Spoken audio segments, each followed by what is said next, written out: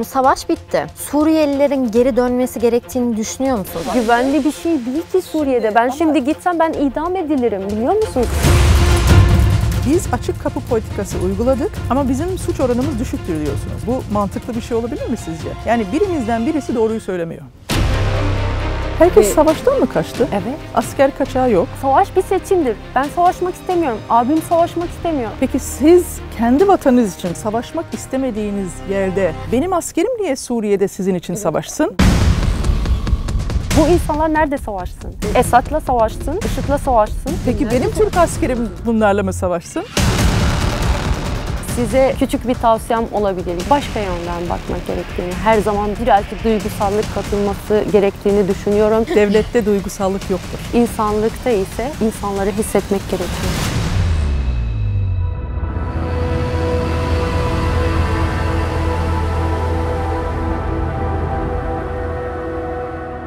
Babala TV'de yepyeni çok güzel bir programla karşınızdayız. Zıt görüşlü iki kadın bir araya gelecek ve düşüncelerini söyleyecekler. Her YouTuber'ın söylediği gibi kanala abone olmayı unutmayın. Bir sonraki programda hangi konu ve konukları istediğinizi yorum bölümüne yazabilirsiniz. Bugün Türkiye'de yaşayan Suriyelileri konuşacağız. Aktivist Ravda Nur Cuma, hoş geldiniz. Hoş bulduk. İYİ Parti kurucularından ve Fatih Belediye Başkan Adayı İlay Aksoy, hoş geldiniz. Hoş bulduk. Hadi başlayalım. Şu soruyla başlamak istiyorum. Son seçimlerde bir pankartla gündeme geldiniz. Fatih'i Suriyelilerden temizleyeceğiz diye. Bu ırkçı bir pankart değil mi sizce? Şimdi bir kere yanlış bir söylem o. Çünkü ben temizleyeceğim demedim. Fatih'i Suriyelilere teslim etmeyeceğim dedim. Peki neden öyle yansıdı? Şöyle yazdım. Çünkü Fatih İstanbul demek. Fatih'in nüfusu 438 bin kişi var. 81 bin Suriyeli var orada. Yani Fatih'te bugün 6 kişiden biri Suriyeli. Yılda 14 milyon kişi Fatih'e geliyor. Gelen turistler Türkiye'yi keşfetmek için geliyor ve Fatih'e geliyor. Çünkü nadir bütün tarihsel, kültürel şeyler olan tek ilçemiz. Fatih'te şöyle bir süreç geçirdik biz. Neredeyse bütün esnafların levhaları Arapça olmuştu. İlçenin dokusu değişmişti. Zaten 19 bin küsür kayıt dışı esnaf var ve çoğunlukla da Suriyeli orada.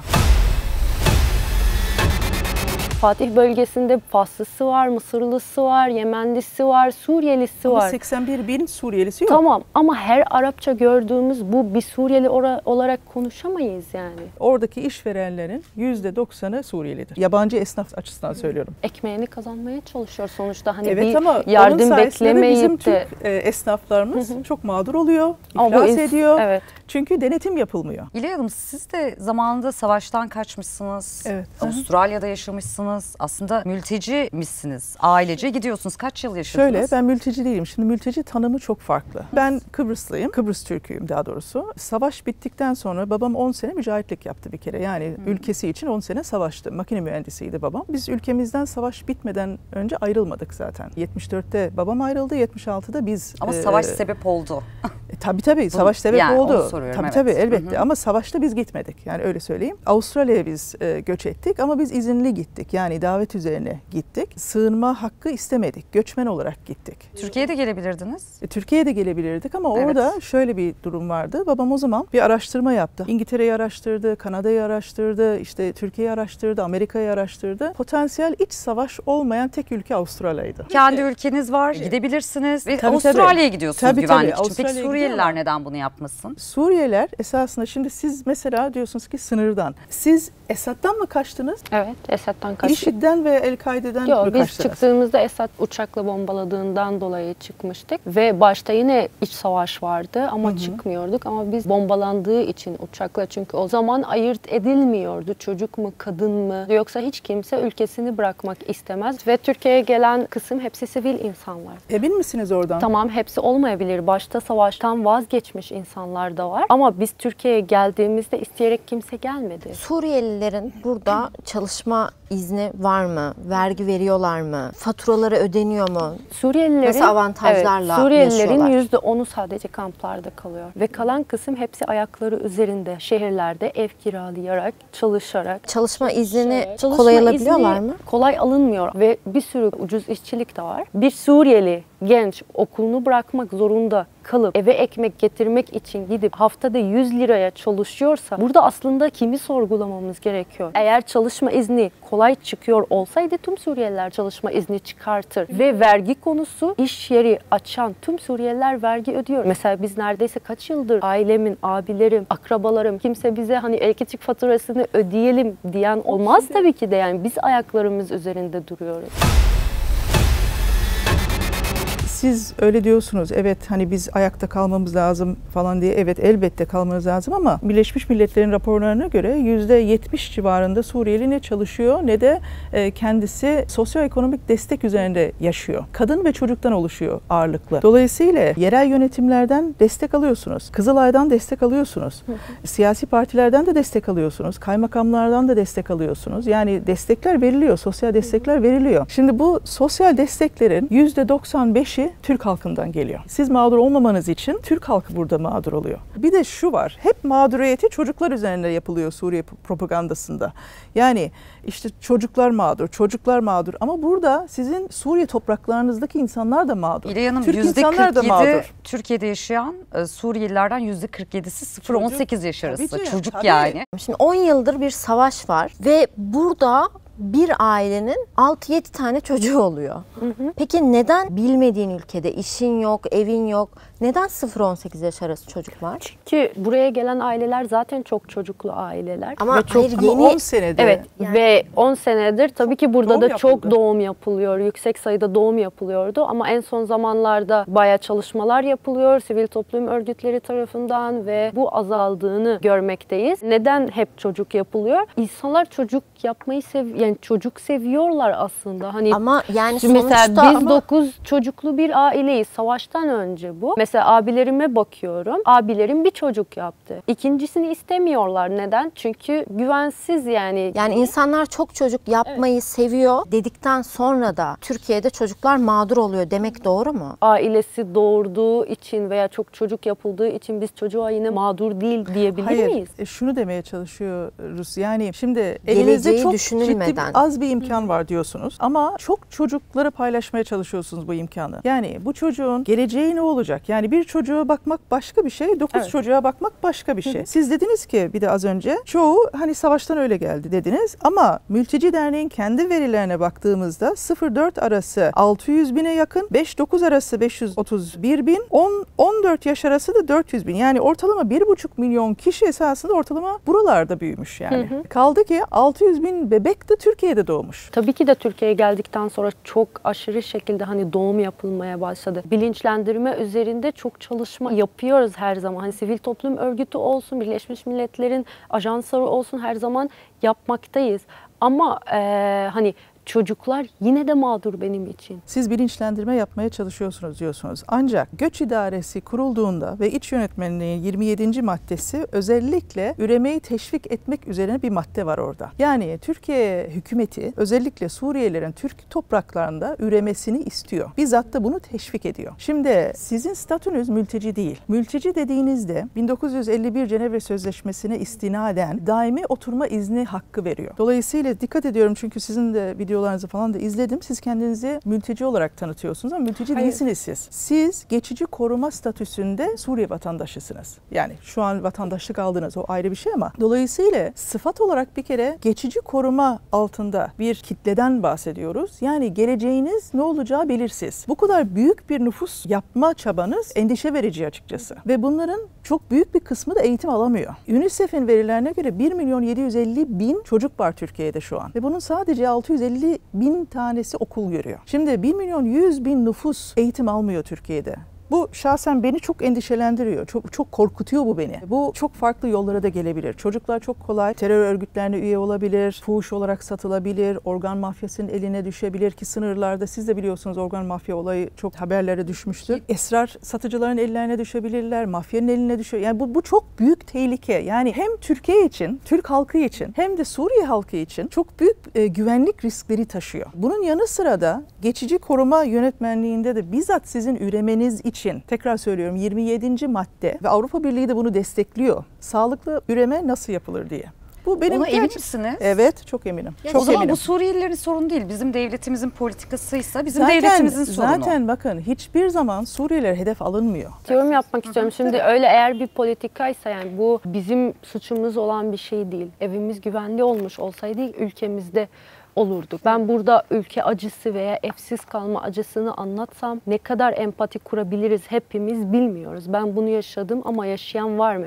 Suriyeliler evet geçici koruma statüsü altında ve ben her zaman benim bir cümlem var. Ben mülteci olarak doğmadım. Ülkemdeki savaşta benim suçum Biliyorum. değil. Hiç kimse doğarken babasını, annesini, ismini, ülkesini, dinini, ırkını seçme hakkı yok. Elbette yok. Ve biz bunun için on binlerce proje yürütüyoruz. Çünkü okuluna devam etsin. Okulu bırakma sebebi ise babasını kaybettiği için annesine ve çocuk kardeşlerine bakması gerektiği için çalışması ve eve Ona ekmek katılmıyorum. getir. Neden katılmıyorum? Çünkü Mülteciler Derneği'nin kendi verilerine atıfta bulunarak söyleyeyim size. Şimdi 25-29 yaş grubu 206 bin, 146 bin. Erkek kadın. 30-34, 160 bin, 117 bin. 35-39, 119, 97. 40-44 yaş, 84-75. Bu şekilde de çok benzeri yaşlar eşit cinslerde geliyor. Dolayısıyla sizin dediğiniz şey esasında pek mümkün değil. Yani çok aşırı kadın gelmedi buraya, çok aşırı erkek de gelmedi. Yani eşit geldi. Şimdi işte yaş gruplarına baktığımızda da bunlar zaten ekmek getirecek yaşlar. Yani şu şekilde bakarsak sadece ucuz işçilik var ve çocuklar çoğu çalışıyor. Mesela bizim bir projemiz var. Gaziantep ve Ankara arasında okulu yarıda bırakmış çocuklar odaklanıyoruz. Bazıları geçici koruma belgesi olmadığı için okula gitmiyor aslında hani bırakmış değil. Bazıları da çoğu çalışıyor. İlk baştaki konuya gelmek istiyorum. İlk baştaki konu hani vergi ödemiyorlar mı? Hani Suriyeliler gerçekten çatır çatır çalışıyor. Birleşmiş Milletler'in şeyine göre diyorsunuz hani işte çalışmıyor falan. Hani çalışma resmiyette. Kendi verileri benim değil. Evet, evet. Kendi verileri. Resmiyette görünen zaten çalışma izni olan veya resmi evrakta olan kişiler gösteriliyor ve çoğu Suriyeli çalışma izni olmadan çalışıyor. Bir para alıyor musunuz bu arada? Hani Avrupa Birliği'nden düzenli olarak gelen Avrupa Birliği'nden aslında veriliyor? nakit bir para yok ortada. Mesela diyordunuz Kızılay ya kartıyla Kızılay alıyorsunuz. kartı ne Hı hı. kadar? Ama şöyle çocuk başına alıyorsunuz. Siz 9 kişilik bir ailesiniz örneğin. 9 kişi artı anne baba hepsi alıyor. Şimdi bunu topladığınızda en azından bir kira gideri çıkıyor ortada. Ama baktığınızda siz Türkiye'de yaşadığınızda öyle bir yardım hiçbir Türk ailesi almıyor aslında. Bir kira giderini karşılayacak kadar bir yardım almıyor. Ailemden örnek verdiniz. Ben de ailemden örnek vereceğim. Mesela benim ailem ilk kampa yerleştiğimizde ilk 2 yılı o destekten alınıyordu. Kişi başı ayda Kampta 60 aldılar. lira. Evet, kampta. İlk 2 yıl sonrası alınmadı mı? Alınmadı. Aslında şöyle bir şey var. 3.6 milyon Suriyeli kampta yaşarsa ne kadar ekonomik ağırlığını biliyorsunuz. Ama ve bu insanlar neden bir yandan hani kampta görmek istiyoruz? Neden bir yandan çalışmadığını ve vergi vermediğini ve kiralarını ödemediğini konuşuyoruz? Bu yardımı hak eden Türk halkı varken neden Suriyelilere veriliyor? Neden çalışmıyorlar? Bunlar çok çelişkili olduğunu görüyorum. Bir yandan Suriyelileri acı çeken sadece kampta kalsın. Yani benim için bir ayrımcılık olduğunu düşünüyorum. Mesela neden Türkiye'deki Suriyeliler bir mülteci statüsünü almıyor ki? Neden alsın? Çünkü geri gitmesi gerekiyor. Kimse ülkesini bırakmak istemez. Kendi hayatımdan bahsetmek istiyorum. Babamın arabası vardı. Çalışıyordu. Orta seviyeli bir ailenin çocuğuydu. Çok güzel bir okulda okuyorken neden isteyeyim ki bir çadır kampta yaşamayı? tabii ki elbette. Şimdi bakın çadır kamplar elbette iyi koşullar değil ama geçici bir çözümdür insanlar için. Geçici çözümler kalıcı hale geldiğinde topluma sıkıntı yaratıyor. Şu anda Suriyelilerin hükümetin politikası sayesinde ve sizlere istisna vatandaşlık vererek kalıcı hale gelmenizi sağlamaya çalışıyor hükümet. Toplumun buna karşı çok büyük bir direnişi var. Türk halkını burada suçlayamazsınız. Çünkü yıllarca Suriye'ye sığınan Filistinlileri, Lübnanlıları siz daha birçoğuna vatandaşlık bile vermediniz. Birçoğuna devlet dairelerinde yer bile vermediniz. Üniversitelere sınavsız bir şekilde girme imkanları asla yok. Dolayısıyla ülkenizde siz bir muhalif Suriyeliler olarak meşru hükümetinize karşı çıkmayı seçtiniz. Şimdi karşı çıkmayı seçince yaklaşık 50 küsür ülke Suriye büyükelçiliklerini kapattı. Suriye'yi gittikçe yalnızlaştırdı. Bugün bile Suriye'deki insanlar ekonomik sıkıntı çekiyorsa Amerika'nın uyguladığı Sezar yasasından dolayı ağırlıklı çekiyordur. Ve Amerika çevre ülkelere yardım etmeyeceksin dediği içindir. Bugün Ürdün örnek bunlardan bir tanesi. Dolayısıyla siz seçim olarak hükümetinize karşı çıkmayı tercih ettiniz. Ama bunun ayaklanma bedelini Türkiye ödememesi lazım. Filistinliler Suriye'ye geldiğinde hani bizim devletimiz Filistinlileri evlerde yaşattı. Çok sahip çıktı. Tamam, bir vatandaşlık konusu değildi veya Türkiye'ye sahip çıktığını ki düşünmüyor musunuz size? Türkiye bize çok sahip çıktı. Ve şu şekilde söylemek istiyorum. Ben Türkiye'yi çok seviyorum. Vatandaşlık konusu ise gelelim. Bazı Suriyeliler nitelikli, Avrupa nitelikli Suriyelileri seçti diye bir konu vardı aslında. Avrupa'ya Suriyeliler iki yolla gitti. Birisi ikili anlaşmalarda Birleşmiş Milletler ve ülkeler arasındaki yapılan anlaşmalarla. Üçüncü ülkeye Mesela bir yerleşme üzere ülkeye ben gitti. 100 bin Suriyeli istiyorum ve o zaman seçebiliyordu. Ben şunu bunu istiyorum. Ama ülkelerin kurallarına haykırı şekilde giden Suriyeliler, kaçak yoluyla giden Suriyeliler ne kadar oldu? Çok fazla oldu. Peki Avrupa bu konuda Türkiye'yi yalnız bıraktı diyebilir miyiz? Halep büyüsü.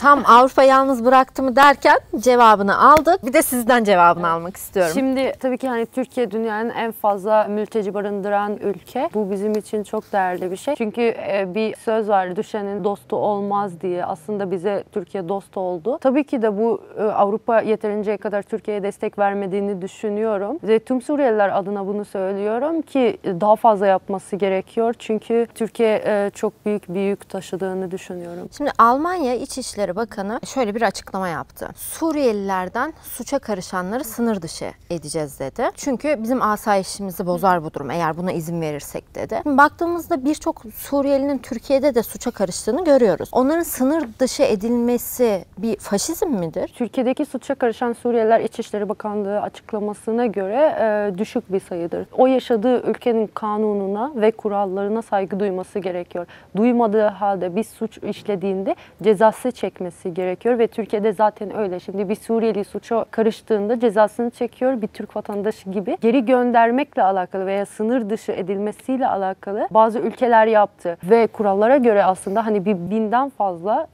sınır dışı edilmesi doğru olmadığı konuşuluyor. Bence hani Almanya Dışişleri Bakanlığı'nın bu açıklaması, yani benim şahsi fikrim, seçimden önce herkes mültecilerle alakalı bir açıklama yapar ve bence Dışişleri Bakanı'nın seçim yatırımı mı diyorsunuz? yani bence Dışişleri Sizce İlay Bakanı'nın- Hanım da bunu yapmış olabilir mi? Çünkü Fatih Belediye Başkanlığı seçimlerinde şimdi, yaptı. Ben şahsi fikrimi söylemek istiyorum. Ben İlay Hanım'ın şu ana kadar paylaşımları ve kendi fikrine hani saygı duyuyorum. Ama bir Suriyeli olarak benim canımı acıtıyor yani. Çünkü kendi kararı değildi, babasının kararıydı. Kendi ülkesini seçmeyip başka ülkede yaşamayı karar verdi. Ama mesela ben şu anda bakarsak hani Suriyeliler neden dönmüyor bile meselesine gelirsek, ben bir sürü ülkeden istisnai fırsat aldım. Bir sürü ülkede yaşayabilirim.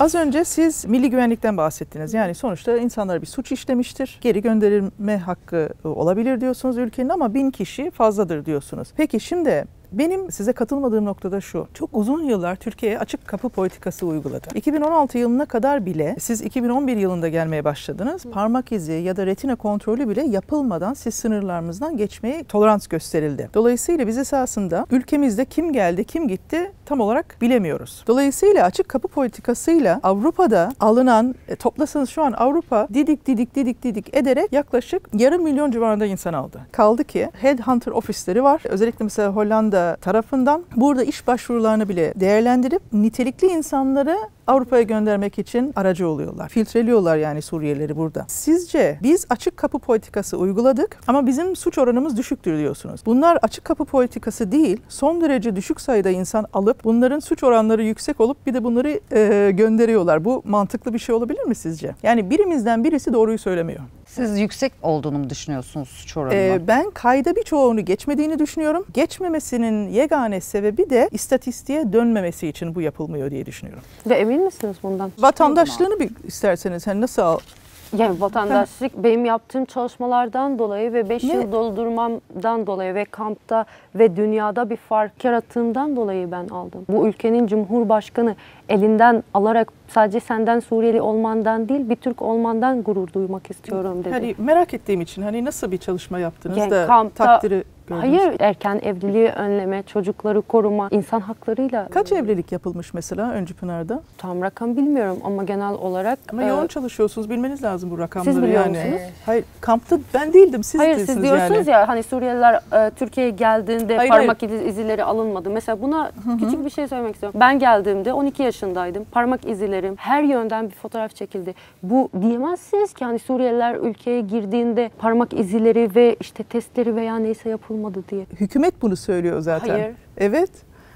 Hükümet bunu söylüyor. Ya parmak izlerimiz mi alınmadı? O zaman biz nasıl o kimliği alıyoruz? Hükümetin kendi açıklamaları var zaten bu yönde. Bir de suç Ve derken gördüm bunu yani. hangi Şimdi- suç? Mesela hırsızlık, işte cinayet. Evet. Suçun başka Onda- türleri de var. Mesela kadın konuşacağız. Siz de çocuk hakları ile ilgilisiniz. Ben de çocuk hakları ile ilgili çalışmalar yapıyorum. Bir kere ülkemizde medeni kanun var. Medeni kanun gereği 11 yaşında, 12 yaşında kız çocukları evlenemez, doğum yapamaz. Ama Suriyeliler yapıyor bunu. Türkiye'dekiler yapmıyor mu? Bu kadar değil yani. Şimdi onu ikiye bölmemiz lazım. Türkiye'de bu sorun halen çözülmediyse o zaman bunu çözmeden niye başka sorunlar alıyorsunuz üstünüze? Şimdi siz kamptasınız, denetim altındasınız. Bütün yetkililer orada. Benim aklım bir türlü almıyor. Şu, kamptaysınız, Türk denetimi altındasınız ama Türk kanunları uygulanmıyor burada. Bu olmaz. Bu kabul edilecek bir şey değil. Ya Türk hükümeti tolerans gösteriyor ya da siz Türk yargısına karşı çıkıyorsunuz. Hangisi?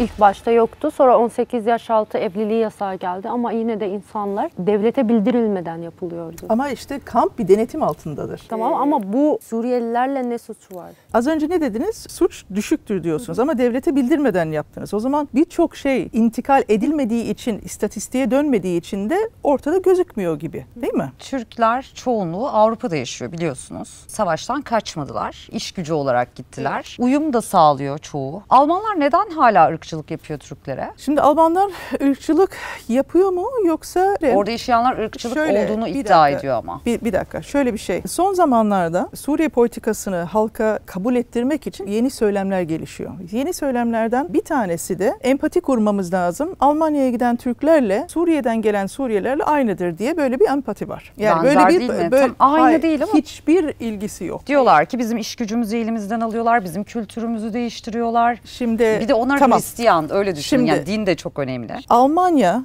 ile Türkiye arasında bir protokol neticesinde Almanya'ya Türkler gitti. Türkler giderken İşkur'da özel röntgen cihazları bile Almanya'dan geldi. Giden herkes tek tek sağlık taramalarından geçti. Giden herkes iş karşılığı gitti. Yani Alman hükümeti dedi ki eleman alacağız, ne lazım? BMW dedi ki bana 4000 kişi lazım. Alman hükümetine başvuran kişileri bir araya getirdi. Müracaatlar yapıldı, mülakatlar yapıldı. Yani herkes her işe uygun değildi. Yani her şey çok kriterlere uygun Çok ilerledi. kriterlere gördü ve gitmeden önce taahhütname imzaladı Türkler. Geri gideceğim dahil, iş sözleşmesim bittiğinde feshedileceğin dahil. Almanya'dan geri dönen Türkler dönerken bile mallarını maliyeye beyan etmek zorundaydılar. Türkler gelmeye başladığında bile hemen ilk yaptığı Alman hükümeti neydi biliyor musunuz? Türkiye ile Almanya arasında EFT hesapları istedi açılsın. Çünkü Türk orada çalışıp kazancını tekrar Türkiye'ye aktarsın diye. Yani Almanya'da kendisini bağlayıcı bir unsur olmasın diye. 50 küsür yıl geçtikten sonra vatandaş olabildiler ama çok büyük bir kısmı geri döndü zaten. Ayrıca Almanya'nın şu şartı var. Çift vatandaş olamıyorsunuz.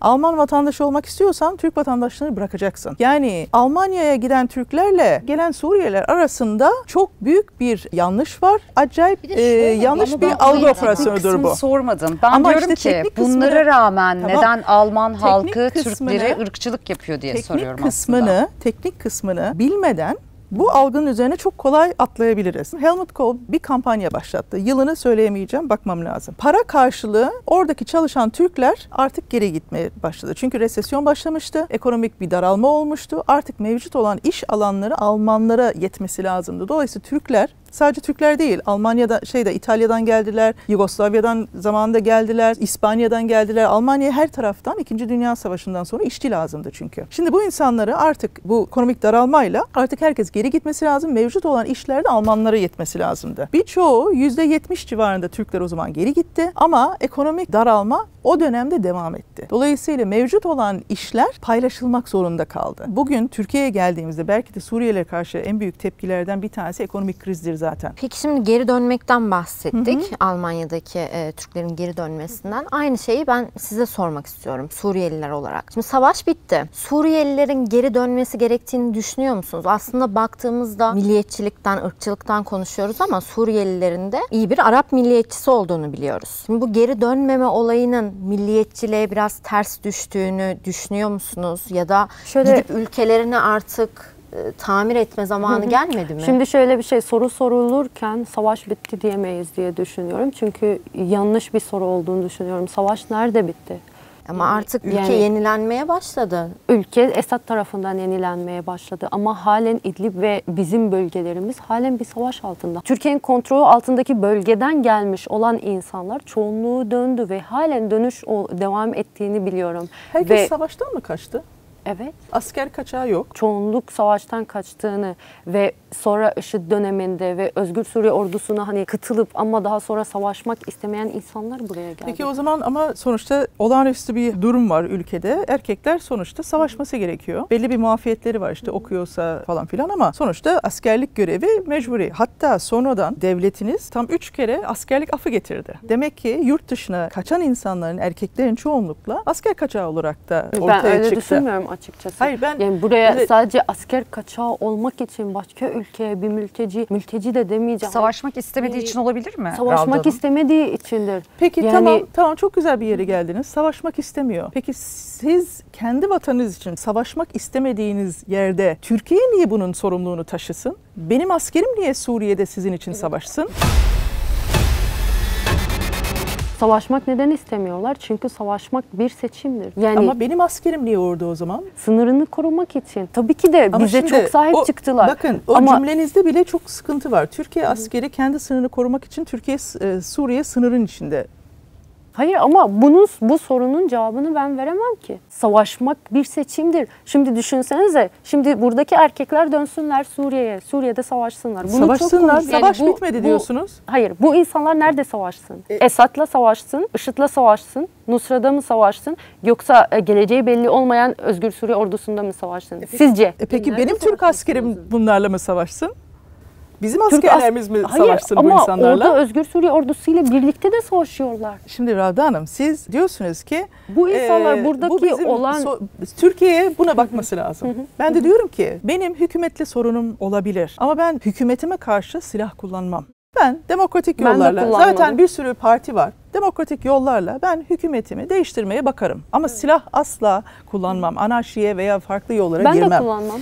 Kaldı ki başka bir ülkeler gelip de benim hükümetimi devretmesi için de hiç müsaade etmem. Ama olan Suriye'de şu, sizin anlattığınız şey şu. Askere gitmek istemiyorlar diye yurt dışına, Türkiye'ye geldiler. Ama bizim Türk askerimiz sizin ülkenizde kalması lazım. Böyle askerlik görevini yapmamak için değil. Savaş bir seçimdir. Ben savaşmak istemiyorum. Abim savaşmak istemiyor. Abim silah taşıyıp amcam oğlunu ve kuzenimi öldürmek istemiyor. Ben ülkeme dönmek istiyorum. Ben ülkemin yeni inşa ile ben yardımcı olmak istiyorum ve ben sadece değil, buradaki herkes yani. Ama güvenli bir şey değil ki Suriye'de. Şimdi gitsem ben idam edilirim, biliyor musunuz? Olay bu. Yani abim olay burada çok siyasileşmeye başladı. Orada o yüzden biz birazcık daha toplumsal olarak ele aldığımız için. Siz olayı fazlasıyla duygusallaştırıyorsunuz. Ama devlet politikasında duygusallık yoktur. Milli menfaat vardır. Şu an Türkiye'nin milli menfaati gereği 4 milyon Arap kökenli bir nüfusu Türkiye kendi içinde demografik olarak kaldıramaz. Bu duygusallık değil.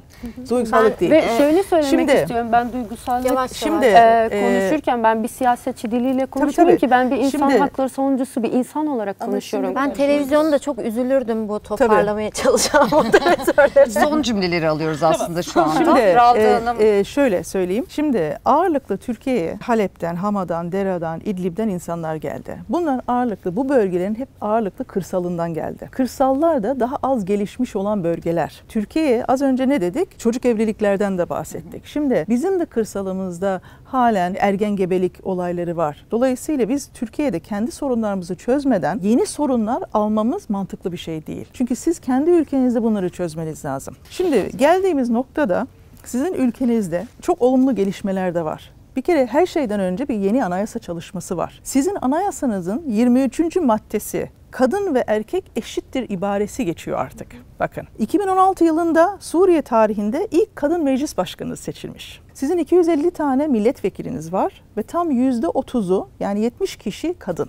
Bugün Türkiye'de %17. Bakın Medeni Kanunu biz sizden çok daha önceden almamıza rağmen, uygulanmasına rağmen biz sizden gerideyiz. Bakın sizin özellikle mesela Doğu Guta'da Orta Çağ gibi bir insan hakları yaşanıyordu. Siz de bunu inkar edemezsiniz. Ama Birleşmiş Milletler 2021-2022 yılında biz burada kız çocukların kalkınması için fonlama yapabiliriz diye beyan ettiler. Şimdi ben bir Türk olarak, Mustafa Kemal Atatürk'ün ilkelerinde yaşayan bir kadın olarak ben size bir çağrıda bulunmak istiyorum. Bir kadın olarak yapmak istiyorum bunu. Şimdi ben Medeni Kanun'dan yararlanan bir insanım. Yani Cumhuriyet'in her türlü imkanını dolu uyguladım. Ama siz ülkenizde şu an yeni bir anayasa yapılıyor. Gelin birlikte bir ortak çalışma yapalım ve siz de anayasanızın bir parçası olun ve kadın haklarını anayasaya gelin birlikte geliştirelim. Dostluk istiyorsanız, Türk halkını istiyorsanız, Türk halkının merhametini ve gücünü göstermek istiyorsanız bunu yapalım. Ben bunu sadece yaparak Türk halkının dostluğu ve gücü olduğunu düşünmüyorum. Zaten ben Türk halkının dostluğu ve gücünü kazanmış durumdayım. Ve Mustafa Kemal Atatürk dedi ki ne mutlu Türk'ün diyene, ne mutlu Türk'üm olana dememiştir. Ve Suriye'de bir yeni anayasa kurulurken yerde ve savaş bölgesinde kadın ve çocuk ölürken bunu da görmek gerekiyor. Ben Türkiye'nin şu ana kadar bize yaptığı desteklerden her zaman müteşekkir oldum. Sadece ben değil, burada yaşayan tüm Suriyeliler olarak ve ben dünyanın nereye gitsem gideyim ben Türkiye ile gurur duyuyorum, Suriye ile de gurur duyuyorum. Suriye'de hani anayasa yapılırken yerde gerçekten insanlar ölürken onu görmek gerektiğini düşünüyoruz. Sadece bir bakış açısından hani Suriye'de savaş bitti, her şey çok güzel, neden dön? Öyle değil. Birazcık aşağıya inip birazcık tam yerde neler olduğunu görmek gerekiyor. Benim size küçük bir tavsiyem olabilir. Başka yönden bakmak gerektiğini, her zaman birazcık duygusallık katılması gerektiğini düşünüyorum. Çünkü bir kadın olarak eğer duygusallık duymuyorsak, insanların çektiği acılarını hissetmiyorsak başarılı olabileceğimizi düşünmüyorum. Ben de size son söz olarak söyleyeyim. Devlette duygusallık yoktur.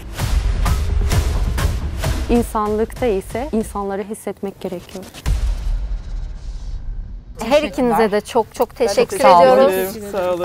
İzleyenlere çok aydınlatan bir yayın olduğunu düşünüyorum. Bizim de öğrendiğimiz çok şey oldu bu yayında. Bizi kırmayıp geldiğiniz için İlay Hanım, Ravda Hanım çok teşekkür ederiz. Sağ olun. Emeğinize sağlık gerçekten. Bir sonraki programda başka bir konuyla yine zıt görüşleri bir araya getirerek yeni bir konuyu işleyeceğiz. Kendinize iyi bakın. Hoşça kalın. Hoşça kalın. Teşekkürler.